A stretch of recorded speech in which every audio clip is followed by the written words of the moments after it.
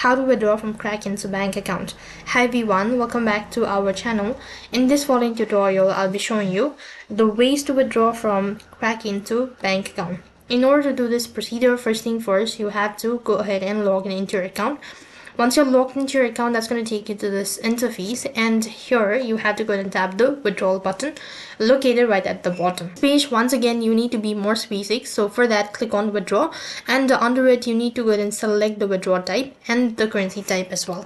Now moving on to the next step, you need to select the asset that you're transferring. Here you need to go ahead and select the withdraw BTC button, confirm that by tapping on it. Please enter in all of these information such as your details of the receiver, amount and withdrawal address, all sort of things, and click on withdraw located right at the bottom.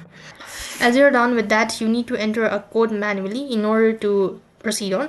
So for that, enter in the two-factor authentication code, and as you're done with that, you've successfully transferred money from Kraken to bank account.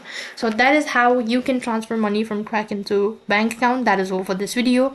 I hope the video was helpful. Make sure to like, share and subscribe to our channel. Thank you for watching. See you in the next video.